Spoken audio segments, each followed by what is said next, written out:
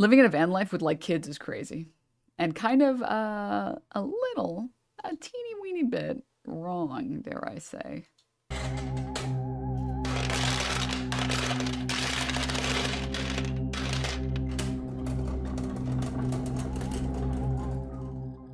Also, in general, any parents that are on YouTube or TikTok making content of their children is bad. DNM love.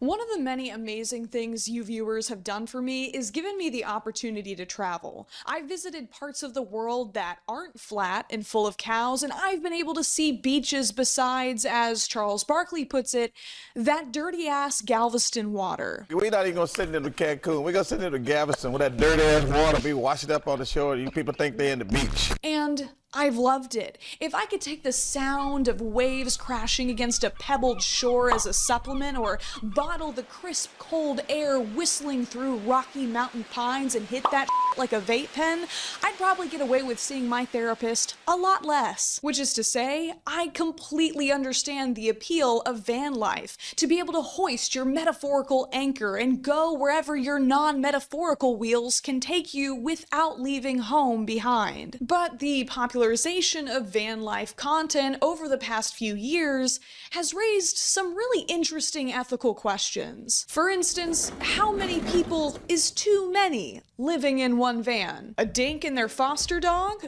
Sounds pretty cozy. But what if we add another person? Another? How about a few more?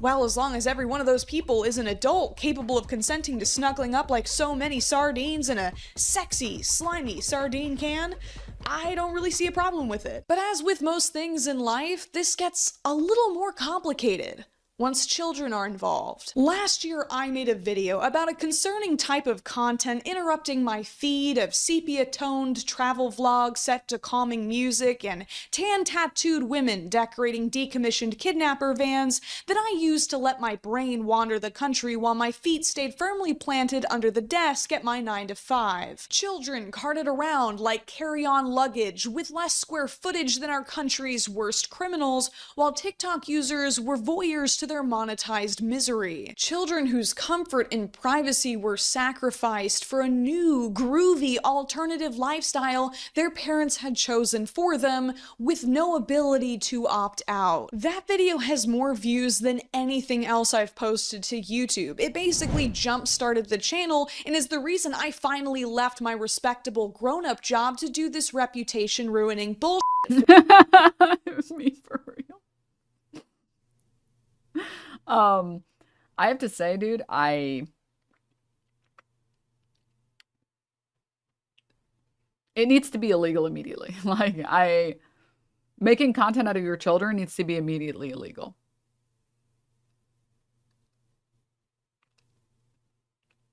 For a living. Please like and subscribe to keep a future unemployed influencer off the streets and out of your neighborhood. But that was 2023. I do think, like, if you have a child under the age of 16, their face should be blurred and they shouldn't show up for more than like 5 or 10% of your of your video. Because it's like, I'm not unreasonable. Okay?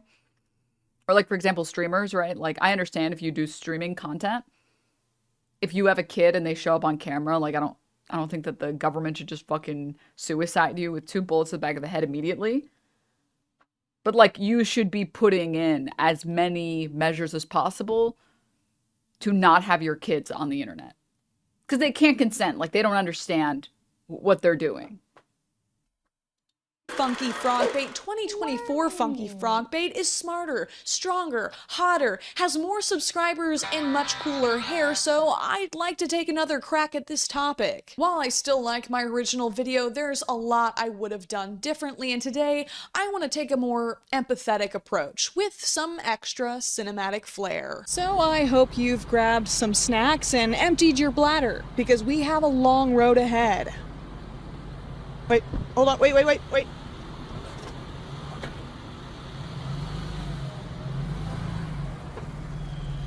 But first, a quick pit stop for... Oh my god. There's so much space for activities. You could fit like at least 3 children's bedrooms in this bad boy. First, let's revisit some of the families that I covered back in 2023. Oh. Bright and Peachy was an account that I used as an example at the beginning of my video.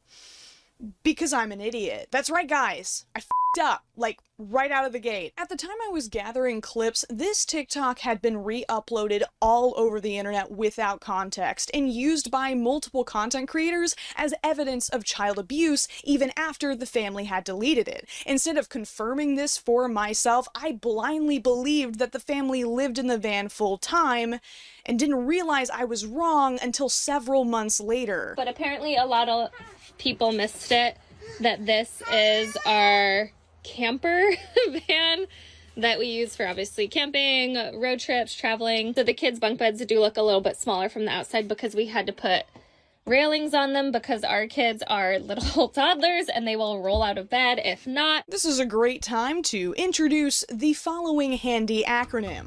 Always assume secondary sources are suspect, aka ass.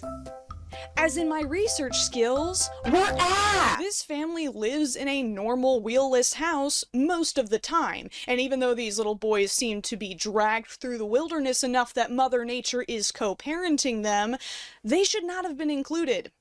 And that's my bad. I would hope that I've gotten much better at vetting my sources before including them in these larger conversations. I considered chopping their section out of my original video, but that just seemed like a really lame response after all of this time, so instead, let it stand as a testament as to why you should not believe everything a YouTuber tells you. Go leave a hate comment. Say funkyfrogbait sucks.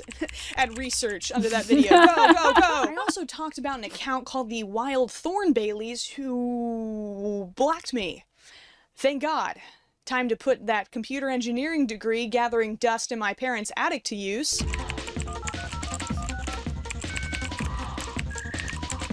Me with my accounting degree, every time I have the opportunity to talk about anything related to accounting, I'm like, yes, I can use this knowledge. Yes, finally.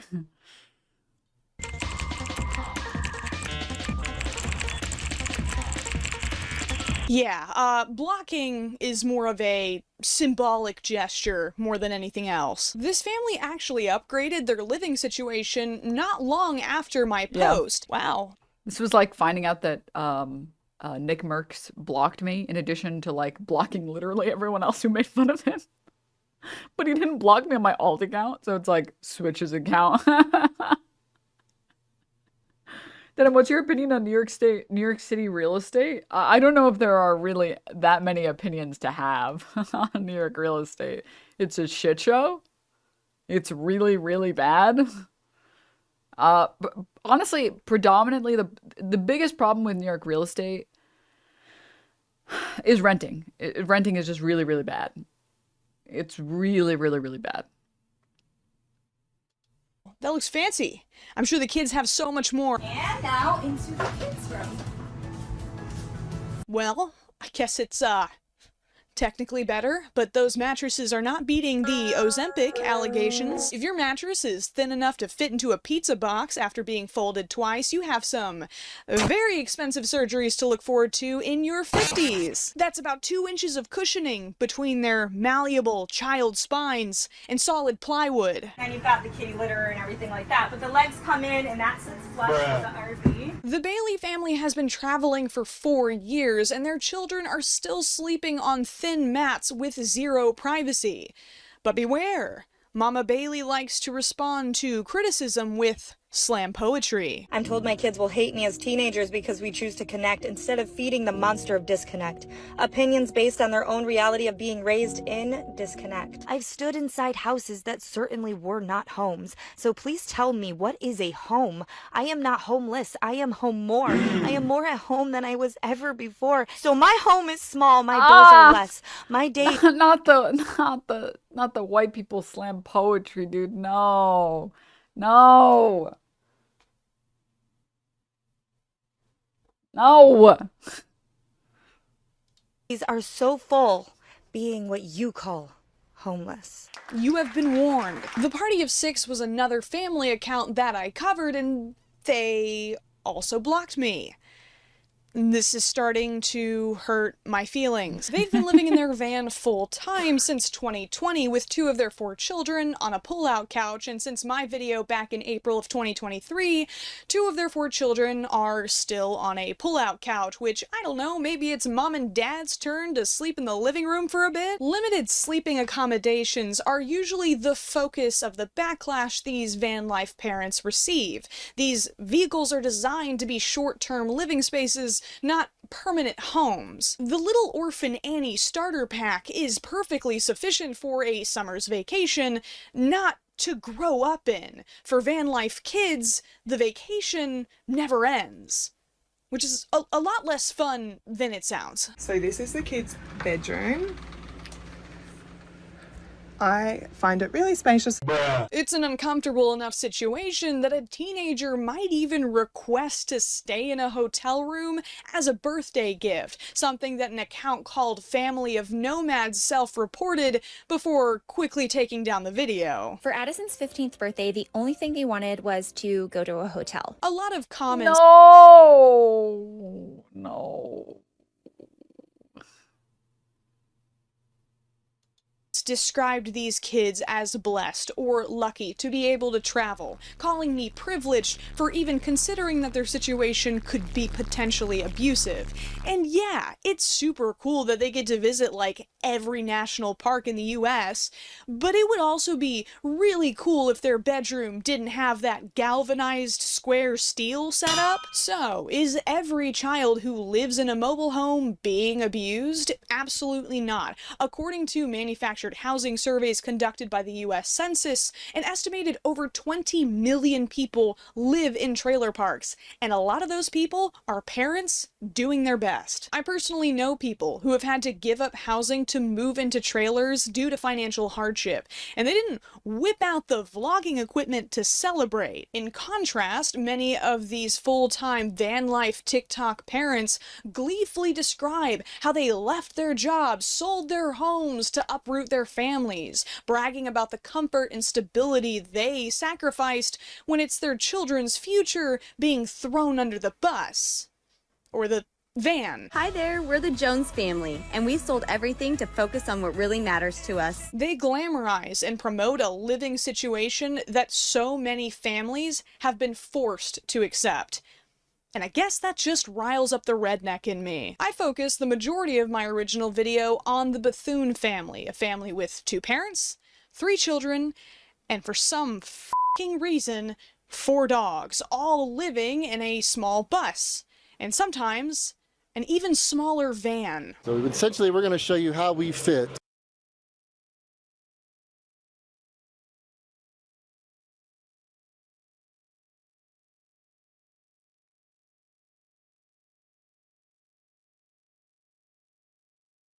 What if, Whatever happened to good old-fashioned child abuse? What is this new age neglect D&M balls, D&M child exploitation? Please tell Wormy I can't get her order cause what she wants is illegal and this country mayor cat still gets his dynamite. Stop. That thing must smell like shit. With 4 dogs in it? Yeah. Because I've seen like, I think maybe one van video where it's like a woman and her dog. But I think with like 1 person and 1 dog, I think you can manage. Especially because I think the dog in the video was like short hair and it was like a medium-ish sized dog.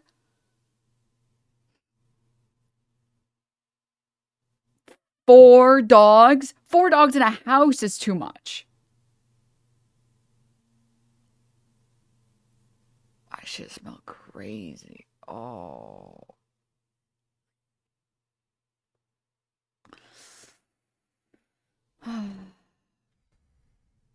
See, this is too far. Permanent living in a small van with kids. Well, it's not even, for me, I think the problem is I don't even care that like someone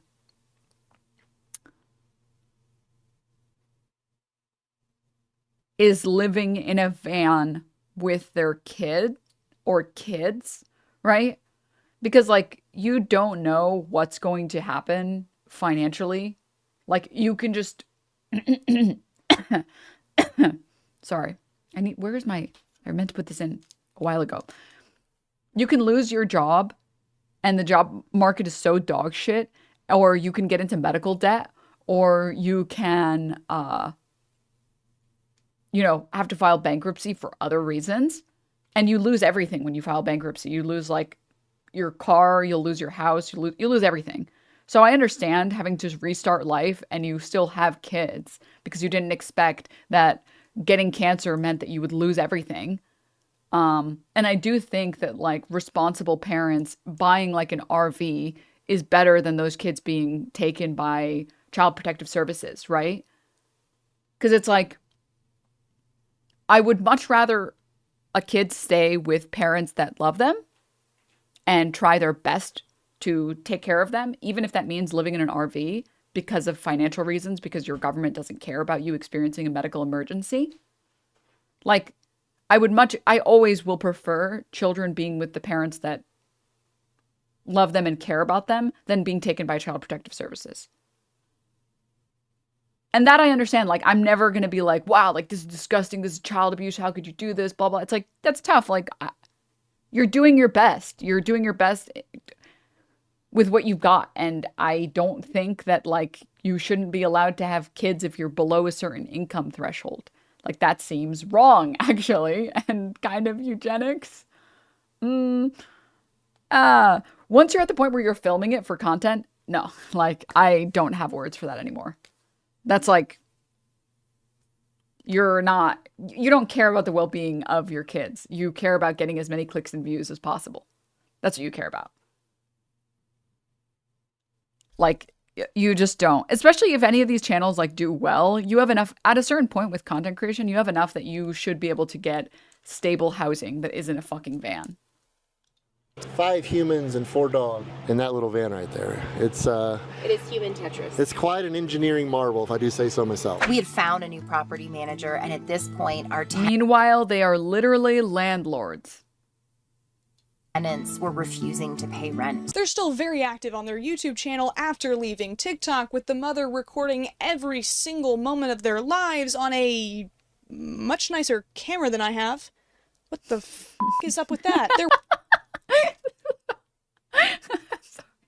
Walmart vlogs have better production quality than my full-length video essays. I need to step up my game. The Bethune parents made a video last year explaining why they retreated from short-form content, and I actually agree with a lot of their points about how the only short-form posts that tend to be consistently successful are those that incite controversy, and how comment sections tend to be much more aggressive because viewers are basing their opinions on a few seconds of footage. And I just feel like short form, and this is to the platforms too, allow people to be bullies, to be trolls, to hurt other people purposefully, and there's no recourse with that. But this is also just a convenient way to write off any and all criticism as hate. In fact, you'll notice that a lot of these van life accounts seem to have more posts about their haters than about living in a van, as if they weren't the ones to invite strangers behind the wheel. We don't want to put out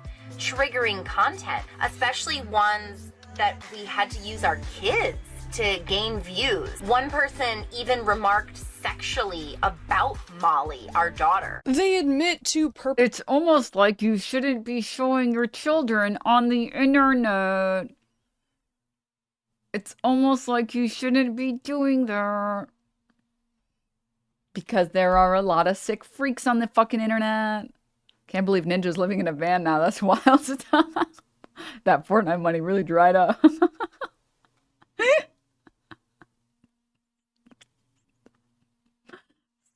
Stop it. Stop.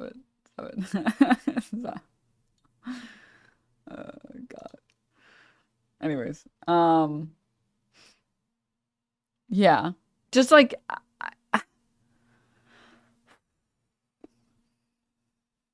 Dude, when fucking Ethan Klein understands that you shouldn't be using your children for content, and doesn't exploit his children for content, when the bar is Ethan Klein and you're failing, like, something has gone terribly wrong. Like, you need to reevaluate.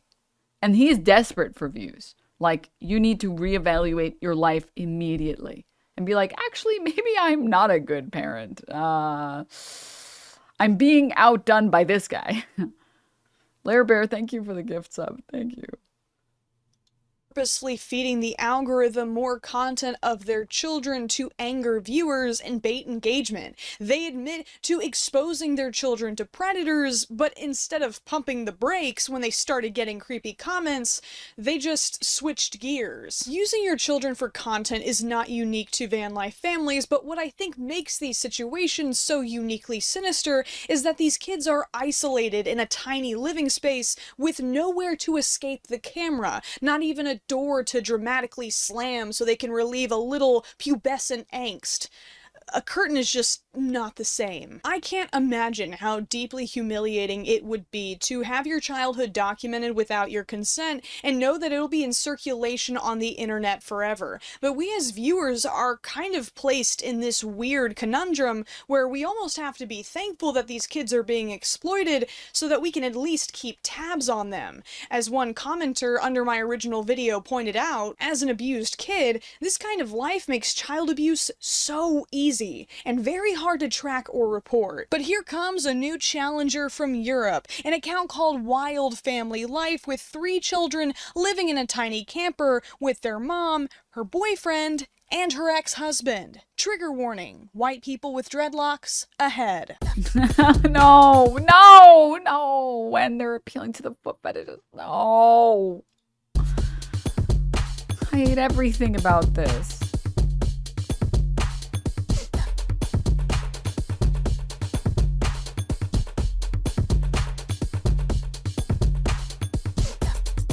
Have you ever watched a video that you can just smell? It's like a whole scroll and sniff experience. This is usually where I'd make a cuck chair joke, but there doesn't appear to be enough room for one.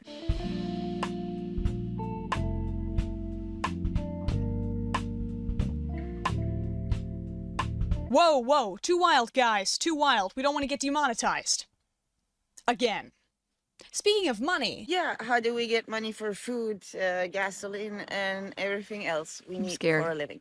We work online. We work with Instagram. We work with YouTube. The thing is, we were street artists before. We did big bubbles for children on the street. We earned good money with that.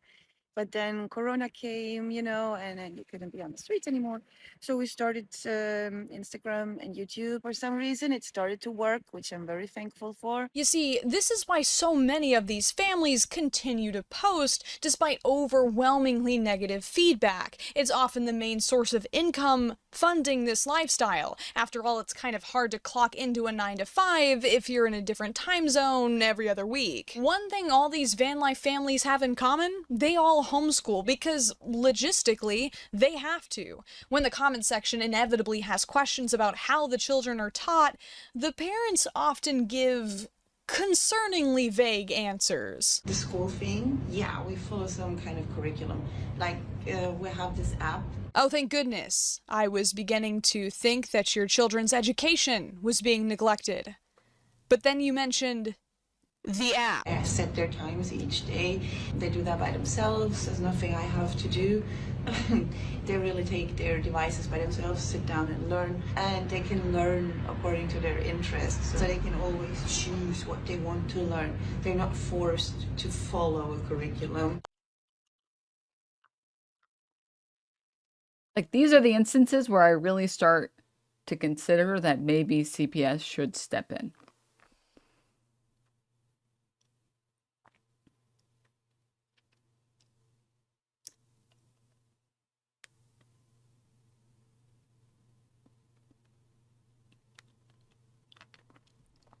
Your kids literally will not learn how to do basic arithmetic, how to spell basic words, how to write full sentences, how to read anything higher than a first grade level, how to socialize with other kids or eventually adults. A lot of these parents stress the importance of self-directed and situational learning, but this is kind of code for I don't want to sit down with my kid and figure out how many apples Johnny has if he gives 2 away to Sally while we both cry from frustration. Math is math. Math is math. Our kids have never been to a school. We do something called unschooling, or road schooling, world schooling, homeschooling. The way this education works is when our kids are interested in something, like our son really wants to learn how to make games. He's in a class to learn about coding for games like Minecraft. Taking your kids' interests into account is great, but you're a parent, so you have to be the bad guy and provide them with structure too. Most kids are not going to naturally love learning fractions. And if they do, they're a weird, nerdy little kid, and you need to bully them. Look, if they're not going to go to public school, they have a lot of peer pressure to catch up on, okay? Ops are crucial for developing social awareness. Am I allowed to say ops? Am I too old or too white? Or both? Comment down below. At this point, a lot of YouTubers have made videos on this topic, and a lot of them took a very strong stance. I feel like she should get the pass for ops. I feel like, obviously,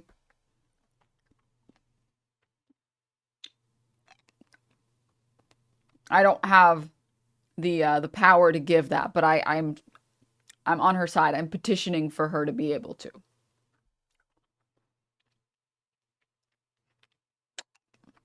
From my understanding, Funky goes by all pronouns. No? Am I wrong?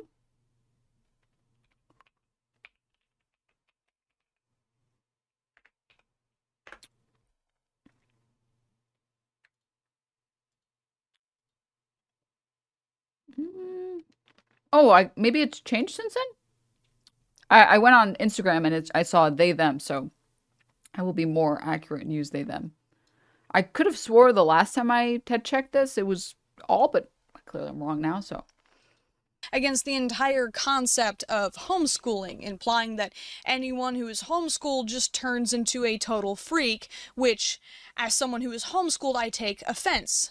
Because they're right. But counterpoint, though this does not extend to our European friends, the US public school system can kind of suck. It often, especially in low-income areas, fails to set students up for success, ignoring individual strengths and weaknesses, funneling everyone through the same gauntlet of standardized testing into the workforce like so many cows shoved through a chute, and often facing the same fate of devoting their lives to making hamburgers. That is, of course, if they manage to not get shot before their high school graduation. It's a system that certainly does not provide enough support. I grew up in a circus and I was homeschooled. It was better than going to a different school every week, but I had to follow a curriculum. And have a teacher visit me 2 times a week. When we finished touring, I went back to school and I was further ahead of my classmates. Well, yeah, I mean, this is the fucked up thing about homeschooling or any type of alternative schooling. It doesn't take a lot to be better than public schooling because public schooling is really bad. At the very least for Americans. Public schooling is really, really fucking bad. Just if only because you don't have catered schooling for you. Like, I could have achieved so much more if I had personalized teachers for a lot of my classes because I was always super ahead in my math classes. And I was bored. I was bored in class. I was like, yeah, I get this. And we would spend weeks on something that I understood fully. And then when it came to history, I had such a disinterest in it, I just didn't care. And that would be an instance where I needed a teacher that really showed me why to care about these things and why I should enjoy this subject and all of the wonderful things about it. And I needed more attention and effort, right? Whereas the attention and effort I got in like math was not necessary. I already enjoyed it. At a certain point, I already enjoyed it, right? So like it doesn't even, I feel like it doesn't take that much to provide alternate types of schooling. If only because having one person, like being one student or 2 students and getting one teacher that gives you curriculum just for you, it's catered to you and your level. My public school was good, but I was in a rich liberal area that cared. I mean, my public schools were all pretty decent. It's just like sometimes you can have really good public schools and like your teachers are mediocre, right? And it's still a class of 30 students, right? Um, Political streamer doesn't like history. Well, I just didn't care about a lot of like, I think if my history classes were more focused on like modern history, I would have liked them more because once I took political science classes that actually focused on American history over the past like decade or 2 decades, I actually really enjoyed it because it felt like shit that impacted me. But we took so many classes where it's like, here was the battle that was fought in France for this, and here was the battle that was fought in England for this. I was like, I don't care about this shit. Like this, I don't want this information in my brain, and it's not gonna stay there either. Whereas every class that I had about like, so I remember AP US government, where you would learn about like bills or whatever. I liked that class. That class was entertaining for me because it taught me what was currently important today now. You learn about the Revolutionary War like 5 times through grade school. The number of times they teach you about like the Civil War is crazy. And the worst part is they don't even teach it well. So like, I have a lot of respect for homeschooling and I have a lot of respect for teachers or parents that actually hire teachers or hire tutors, like at the very least for the tutor to come in once a week and help build a schedule and help assess where your kid is at and stuff. I think that that's very good. As long as you're also making sure that your kid is getting enough social time with other kids, like you take them to the playground or you take them to like, I mean, my parents took me to the playground. I don't know where else there, parks or whatever. Socialization with other kids. Fuck yeah. You'll probably do way better off. But like these people aren't even doing that. They're just like, there's an app and they teach themselves. Kids can't teach themselves. You as a kid have no interest in learning about decimals. Like, I did not want to learn about decimals. I needed a teacher to show me why I wanted to learn about decimals. And then I was like, dude, this is sick. 0.00? Whoa. This is pretty crazy here. And the other problem is a lot of the homeschoolers, at the very least in America, are just, they don't want woke being taught to their kids, which is just like,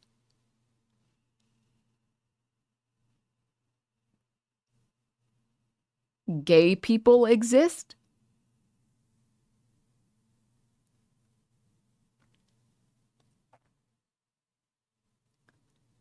And that's why they don't take their kids to school, which is terrifying.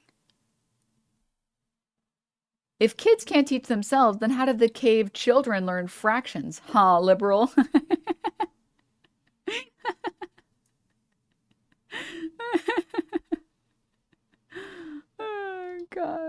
Oh my God. 100% of the people in this video are liberals. You have to understand that there are a lot of instances where horseshoe theory is real. Okay? That as many liberals that exist that are just too hippie and are like, they don't need those skills, it's fine. That just they do the unschooling or whatever. There's just as many like QAnoners who think that the school is going to teach them conspiracies, so they don't do that. And instead they teach them that Adam and Eve created the entire population and the Big Bang Theory isn't real. Like, both of these groups exist.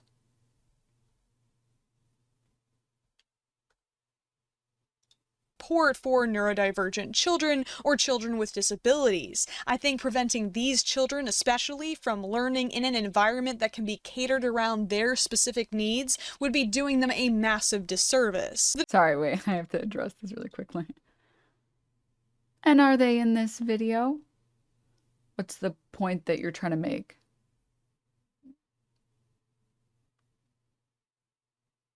Because they're not in the video, I can't make fun of them?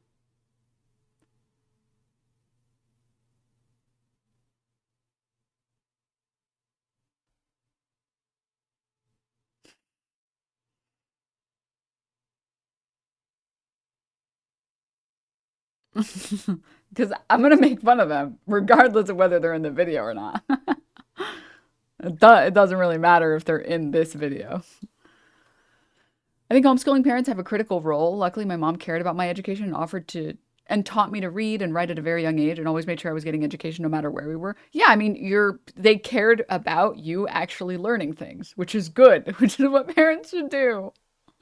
The Department of Education is probably going to be defunded soon because of, reasons, when teachers have already been fleeing to other occupations, so we can safely predict that these problems are only going to get worse, and private schools are not an alternative that the average family can afford. But there is definitely a layer beyond these reasonable fears motivating these van life parents. Strong religious influences fostering distrust in all social programs and a rejection of community outside of the immediate family unit, a preference for natural living and tradition over modern science, all of these crunchy beliefs coming together to make the perfect trail mix for a life that takes that one Rascal Flatts song a little too seriously. I've witnessed the full spectrum of homeschooling outcomes, okay? You can consider me an expert. I've seen homeschooled kids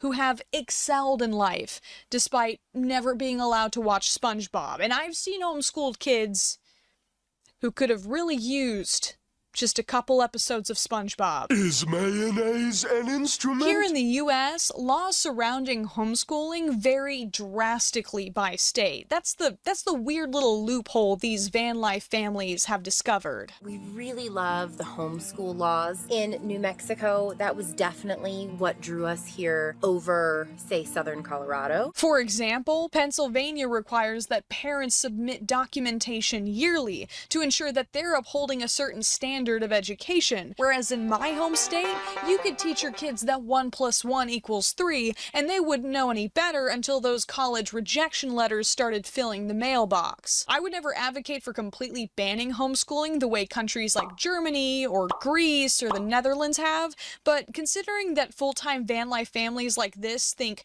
going to a science museum counts as studying and a tiny fold-out table is sufficient space to do homework, there definitely is a need for more regulation.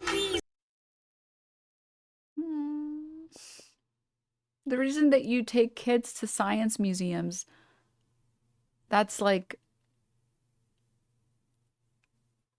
you take them to science museums so they can learn to love the thing and that they want to start learning it. That's why you do that, because in a classroom where like an environment is very like sterile almost, kids don't understand why they're learning the thing that they're learning. It's like, I don't give a fuck. Like, why does it matter if I know what the acidity of this thing is? Or like, why does it matter if I understand any chemistry or whatever? So you take them to a science museum and you show them like all the cool inventions that we've created over many, many centuries.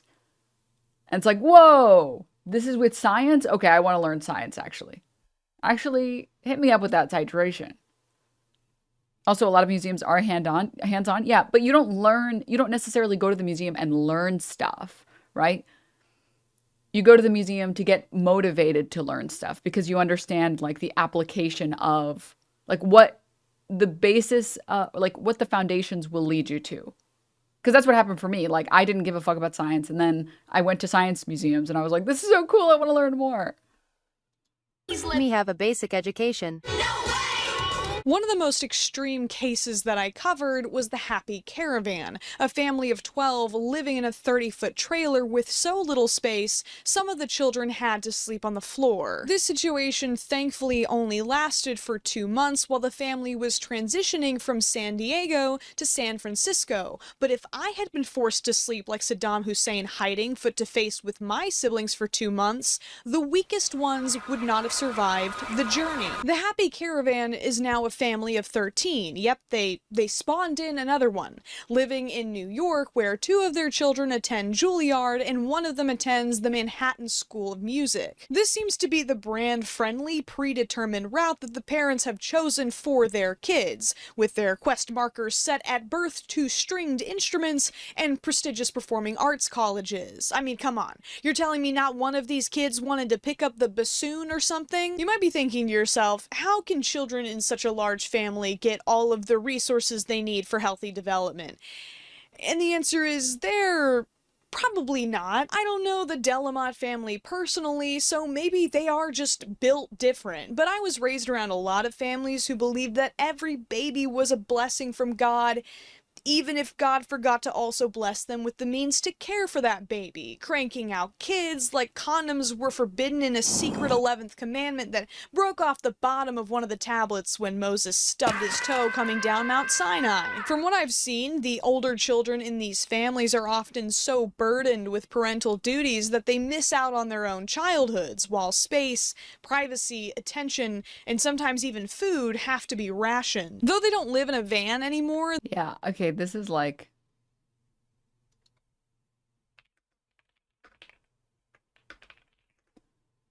I don't know if this is like my most... sometimes I don't know if something I'm going to say is controversial or not until after I say it, and then I regret it or I don't regret it. But like, I do think that having more than 6 kids, that almost starts to feel like abuse.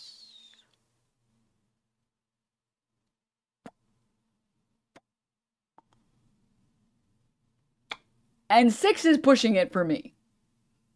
6 already feels like a lot. 6 is already like, I don't know if you even have the ability to take care of 6 kids. But I just wanted to pick a number that maybe most of us could agree with.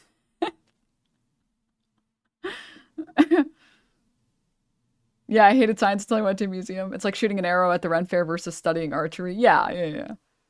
I don't... It's fucked up because you can't really, like, actually legislate that in a way that's reasonable, I think. Like, you can't... I can't think of a single way to legislate don't have more than a certain number of kids without you just overreaching as a government. But, like, you really do... man... Have all the kids you want, but you have to have, like, at least the housing and funds to do it. Shoving 10 kids in a small place with a lack of funding is cruel. Yeah.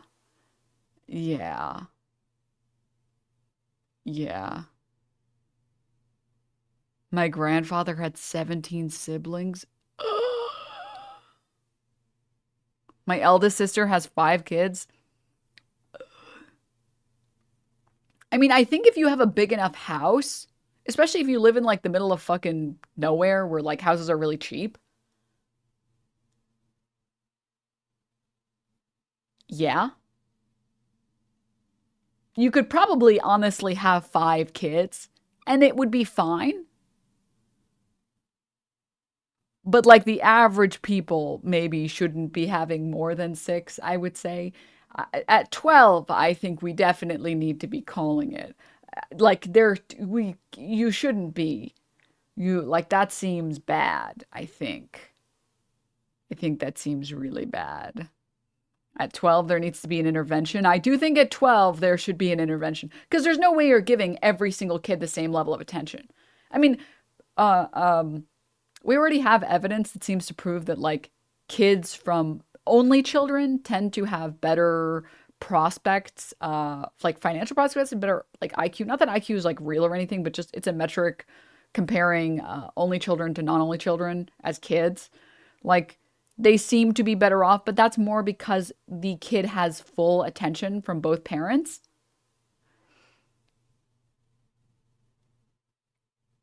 As opposed to even, like, 2 kids or 3 kids.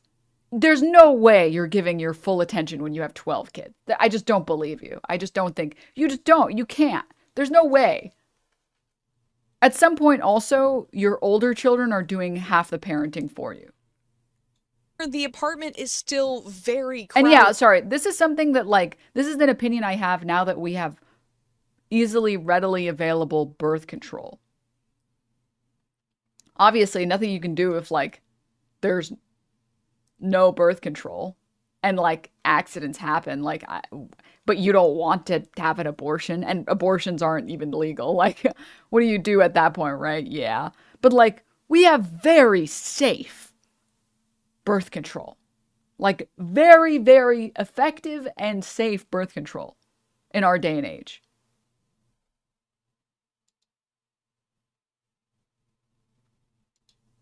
with the kids stacked up in colorless IKEA showrooms with fold-out bunk beds. In fact, a lot of very well-known full-time van life accounts have abruptly quit, almost as if it's not sustainable or something. A lot of things have changed, a lot of things happened. We're not living in a camper anymore. We're living in Airbnbs and stuff like that. It's gone.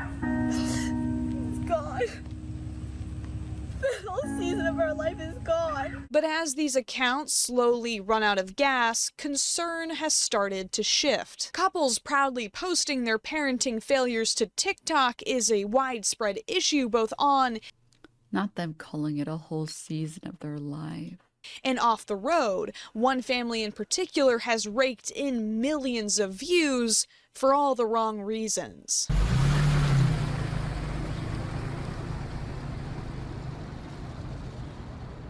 An account under the username Resilient Jenkins features a family of 6 going on 7 in a one-bedroom apartment. After multiple posts begging her viewers to make her videos go viral so that her husband could, quote, hump away to give her more babies, Stephanie Jenkins got her wish. But in the way a mean-spirited genie might grant it. The account did go viral after TikTok users realized that while the 4 children were sleeping on mattresses in the living room with a blanket nailed over the front window, the parents were enjoying the privacy of the only bedroom, comfortably furnished, with a PS5 and flat-screen TV for dad. Viewers were even more outraged when they realized that the husband, Andrew Jenkins, had another child he'd abandoned from a previous relationship. Let's address the child support thing. Child support, okay. The child support and child. I have the one other child, Anthony. I've been paying child support via garnishments ever since I can remember. Hey man, how about we put the controller down and 360 no-scope some financial responsibility? How about we get the high score on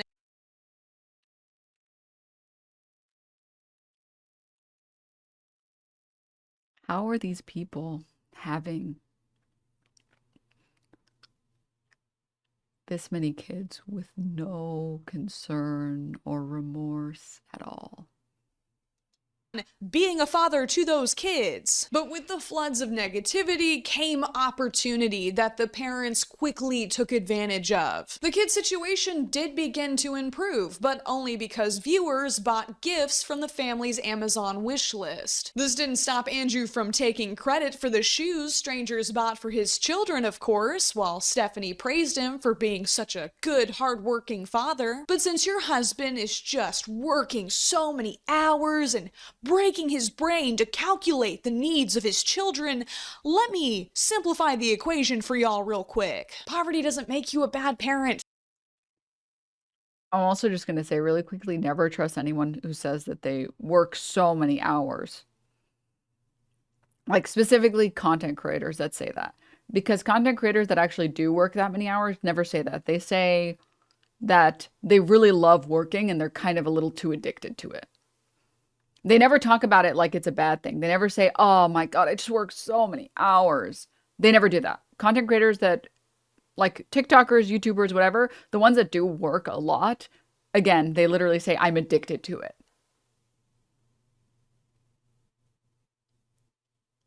Like, yeah, like Hassan is a good example. Valkyrie is a good example. Cutie probably is a pretty good example. Or they'll say, like, I'm just so busy.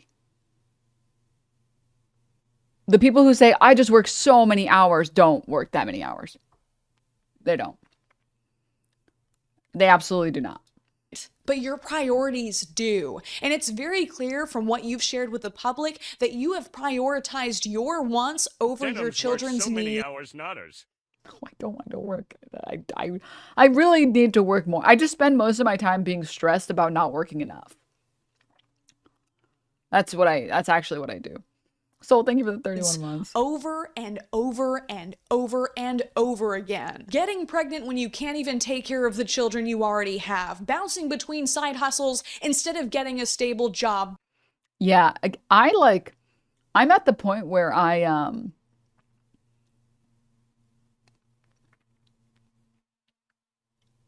Hassan once said the only thing I don't stream is when I have sex. If I could stream that, I would. No. Um, I I'm at the point where like I definitely, besides the physical part of it, I definitely don't want to have my own kids.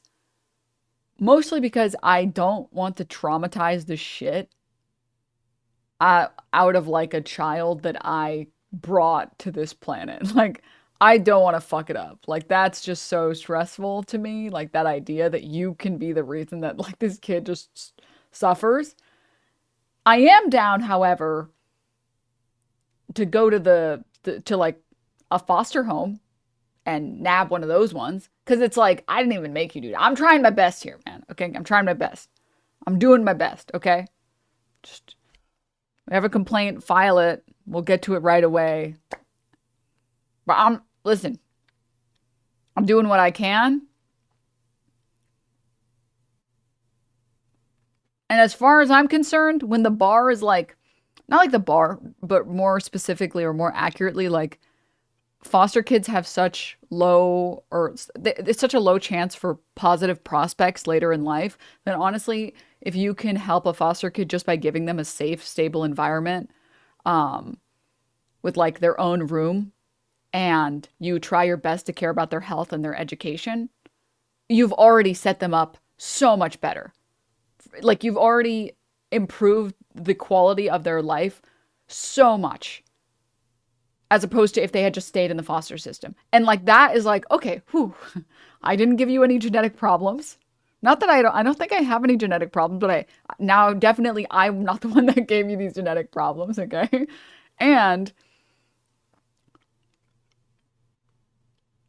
I'm actually helping, you know? I'm actually helping here.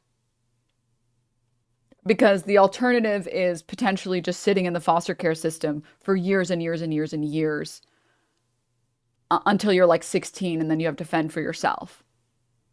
Right? And then also like there's like the personal, I just don't give a fuck about the whole like legacy thing or like having my own kid. Like, I don't, oh, it's a mini me. Like, I don't give a shit. That doesn't matter to me. I don't see the appeal. Like, I'm good. So having your own kid, you could potentially make the world worse. Fostering a kid, you should theoretically, just by giving them a loving home and making sure that all their needs are taken care of and giving them a safe, stable place with their own room, you should be those things alone. You should be making the world a better place. So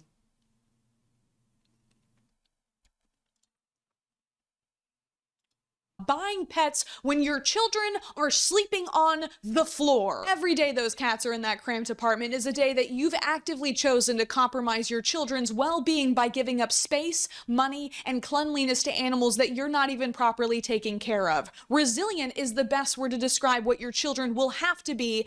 As someone who's in the foster care system, even some adoptive parents are narcissistic and they do it for the wrong reasons. I go through a lot in therapy. I've been working to become a better man every day. Sometimes I wonder if growing up in the foster care system would have been better, but I do know that that possibility is not the case in every situation. I should be grateful. If anything, if you do anything from adopting kids or whatever, you should do it with your heart, not your head or pride. Yeah, I mean, the reason to do it would be the goal of making the world a better place.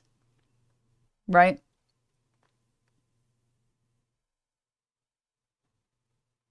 That should be your own, honestly, that should be your only goal, like, having kids in general.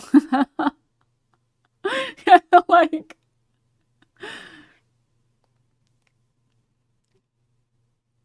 right? I 100% I know Christian families who adopt children because they think Jesus is telling them to do that because they're feeling guilty for having wealth. What?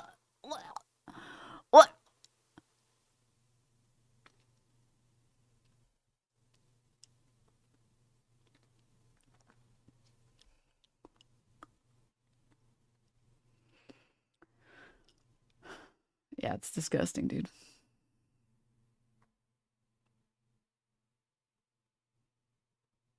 I'm not changing the world with that one kid, but for that one kid, that's all it should be. Yeah, exactly. That's what sorry, when I'm saying like you should be doing this to try and make the world a better place, I don't mean like a greater purpose type of way. I mean, if you can do your best to make that kid's life the best it can be, given your means, you've made the world a better place. That's what I mean by that. Like, if you can just make one person's world better, you did it. Which is also, I think, how you should live your life in general. Like,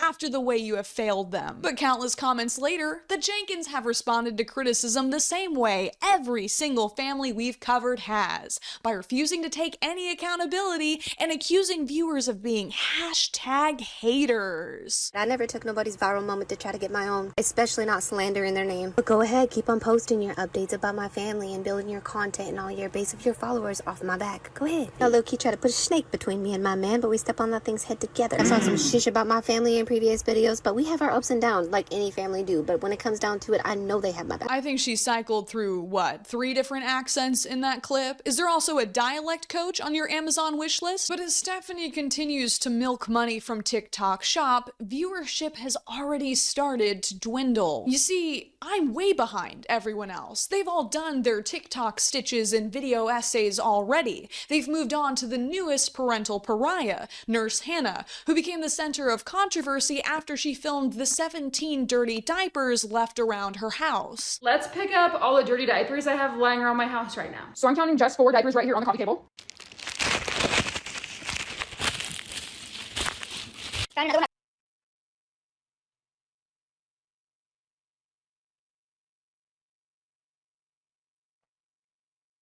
hello, darkness, my old friend.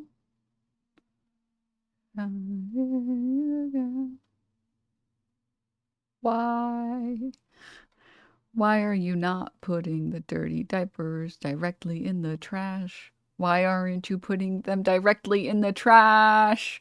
Why? Why wouldn't you do that? That's crazy to do that. Why wouldn't you just do that? On the couch. Oh, found 2 more. Okay, so right away I'm seeing 1, 2, 3 diapers. That's 8, 9, 10. We got 1, 2, 3, 4, 5, 6, 7. I think if I counted right, that's 17 diapers lying around my house. No wonder my house freaking stinks right now. No, she's just doing it for she's just staging it. Why would you pretend?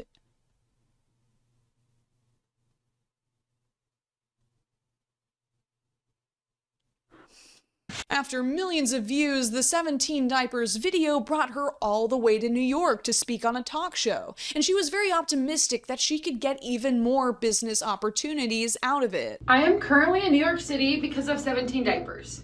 I am now known as the 17 diaper mom. That's probably gonna follow me forever. I was on a talk show yesterday. That's insane. That's freaking insane.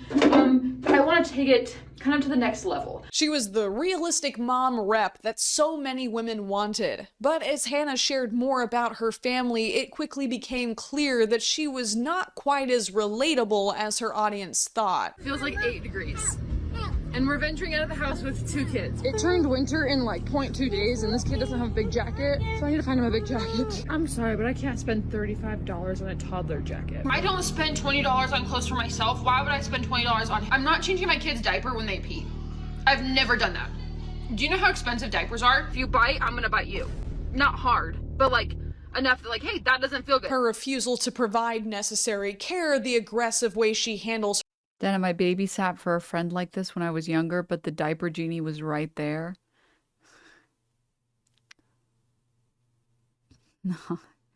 No, parent that puts the diapers in, and then the parent that leaves diapers out isn't real. It can't hurt me. It can't hurt me. It's not real. It's not real. Her children in the multiple clips of her oldest flinching away from his own parents indicates problems far worse than 17 diapers. Wait, what was that clip? Cheap Eats in Vegas Part 1, $9 way lobster she rolls. handles her children, and the multiple clips of her oldest flinching away from his own parents indicates problems far worse than 17 diapers, with commenters even comparing her to ex-family vlogger Ruby Frankie is absolutely comical. It's hilarious, really. We live in a world nowadays where people will turn nothing into something. But after a while, people are going to get bored of her too and move on to someone else with no lessons learned and nothing changed. When posting child neglect results in being rewarded with gifts, money, and attention, how can we expect anything different? I mean, Hannah literally got... At Denims, I used to work at a preschool, and the director used to tell me to bite the kids back if they bit me. Well, honestly, I mean, I think... I don't want to say that makes sense, but like... Kids don't understand what they're doing, right? You have to show them what they're doing, otherwise they'll just keep doing it forever. So I can understand how, I mean, I don't specialize in child development, so I don't know what is and what isn't good. And I guess I would have to see what data looks like. I definitely wouldn't want like to drop a kid off at daycare and like the people that work at the daycare are like biting my child. That would be Oh, they were just teething. I got them frozen teethers for their sore gums and then they stopped biting. Okay. Yeah. But I guess I could understand. I mean, again, I'm not a fucking child development specialist. I could see how that would theoretically work. Obviously, you shouldn't bite them hard enough to hurt them, but like I can understand like how maybe like a child that doesn't understand what they're doing, when it's done to them, then they might stop doing it. But that also feels really weird to do.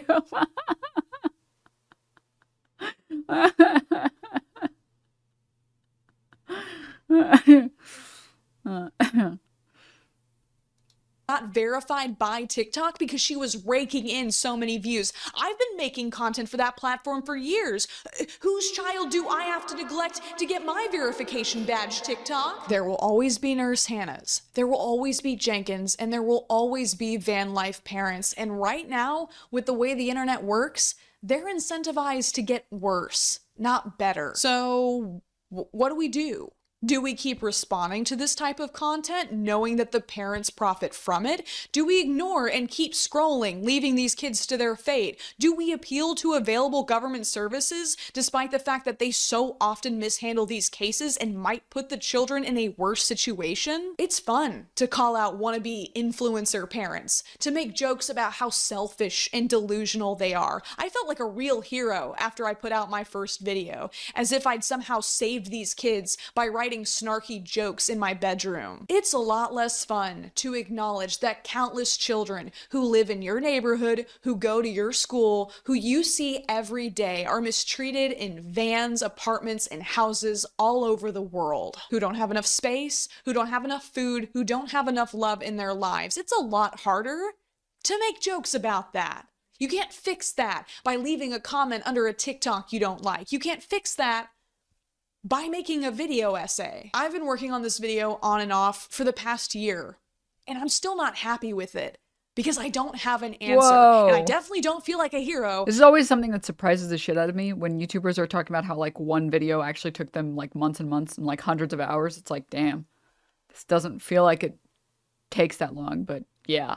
I just feel really frustrated and helpless. But what I can do right now is put some resources in the description that I've been looking into. And all I can ask is that we just keep an eye out for the kids around us that might not be having a very good Christmas this year.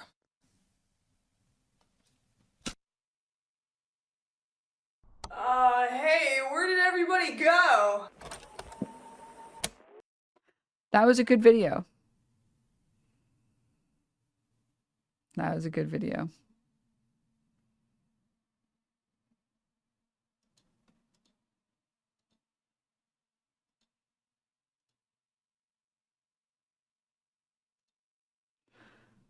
What's their channel name? Funkyfrogbait. Please, here we go. Please go subscribe to their channel, like it, comment. Yeah. Give it some love. Yeah. Okay.